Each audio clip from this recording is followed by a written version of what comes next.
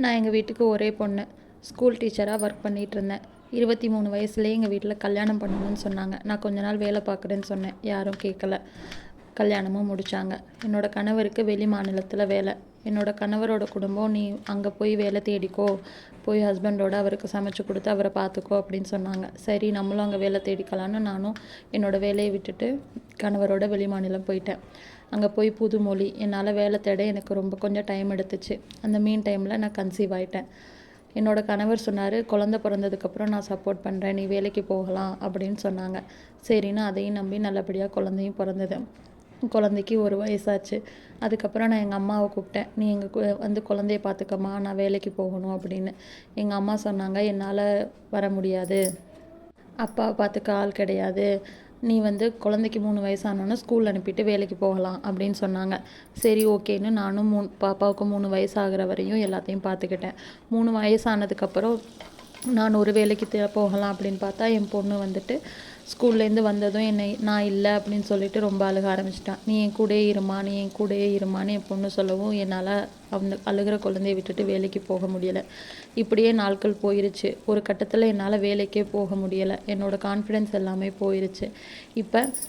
இப்போ என்னோடய மாமியார், என் பையன் தனியாக கஷ்டப்படுறான், தனியாக குடும்பத்தை பார்க்குறான், வேலை பார்க்குற பொண்ணாக கல்யாணம் பண்ணியிருக்கணும், அந்த பொண்ணு என் பையனுக்கு எந்த சப்போர்ட்டும் பண்ண மாட்டேங்குது அப்படின்னு பேசுகிறாங்க. என் கணவர் அவங்க சகோதரங்கக்கிட்டேயும் தெரிஞ்சவங்கக்கிட்டேயும் நல்ல வேலைக்கு போகிற பொண்ணாக பார்த்து கல்யாணம் பண்ணுங்கள், இந்த காலத்துலலாம் 2 பேரும் சம்பாதிச்சாதான் வாழ்க்கை நடத்த முடியும் அப்படின்னு சொல்கிறாரு. எங்கள் அப்பா அம்மா பொண்ணை கஷ்டப்பட்டு படிக்க வச்சோம், இப்போ வேலைக்கு போயிருந்தால் எங்களை சப்போர்ட் பண்ணலாம், இப்போ நாங்கள் 2 பேரும் வயசான காலத்தில் கஷ்டப்படுறோம், எங்களை பொண்ணு எந்த சப்போர்ட்டும் பண்ண மாட்டேங்குது அப்படின்னு பேசுகிறாங்க. இதெல்லாம் போகட்டுனா கூட பரவாயில்ல, என் குழந்தை ஏதாவது வாங்கி கேட்கும்போது நான் அப்பா கிட்டே கேட்கணும்னு சொன்னால் எல்லார் அம்மாவும் அவங்க வேலைக்கு போகிறாங்க, சம்பாதிக்கிறாங்க, வாங்கி கொடுக்குறாங்க, நீ ஏம்மா இப்படி இருக்க அப்படின்னு என்னையே கேட்குது. இதில் என்னோடய தப்பு என்ன இருக்குது சொல்லுங்கள் பார்க்கலாம்.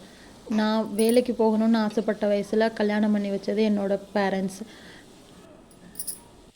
கணவரை பார்த்துக்கணும், குழந்தை பெற்றுக்கணும், அப்புறம் குழந்தைய பார்த்துக்கணும், இப்படி ஒவ்வொருத்தவங்களும் நான் குடும்பத்தை பார்த்துக்கணும்னு சொன்னாங்களே தவிர என்னை பற்றி யாருமே யோசிக்கலை. இப்போ நான் தான் என்னோடய சுயமரியாதையிலேருந்து ஒவ்வொருத்தவங்களுடையும் அவங்களோட கருத்துக்களை கேட்டுக்கிட்டு இருக்கேன்.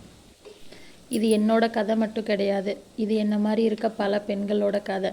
நீங்கள் நல்லா படித்து முடிச்சுட்டு குடும்பம், குழந்தை, கணவர் அப்படிங்கிற ஒரு வளையத்துக்குள்ளே மட்டும் சிக்கிறாதீங்க. கண்டிப்பாக பின்னாடி உங்கள் சுயமரியாதையும் ஒரு பெரிய கேள்விக்குறியாகிடும். ஃபேமிலி லைஃப் ரொம்ப முக்கியம்தான், அதுக்கு ஈக்குவலாக உங்களோட கெரியரும் ரொம்ப முக்கியம். நீங்கள் நல்லா படிச்சிருக்கீங்களோ படிக்கலையோ, உங்களோட தன்னம்பிக்கையை வளர்த்துக்கங்க, உங்களுக்குன்னு ஒரு வேலையை தேடிக்கங்க. கண்டிப்பாக அதுதான் உங்களோட பின்னால் உங்களுடைய சுயமரியாதையை காப்பாற்றும். உங்கள் பேரண்ட்ஸை பார்த்துக்கிறதுக்கும் உங்கள் குழந்தைங்க ஆசைப்பட்டதை வாங்கி கொடுக்குறதுக்கும் நீங்கள் இன்னொருத்தவங்க கையை எதிர்பார்க்காம இருக்கணும்னா கண்டிப்பாக உங்களுக்குன்னு ஒரு வேலை வேணும். சமையலறை மட்டும் நமக்கு சொந்தம் இல்லை, ரவுண்டாக ரொட்டி சுடுறது மட்டும் வெற்றி இல்லை. முயற்சி செய், வாழ்க்கை வசப்படும். நன்றி.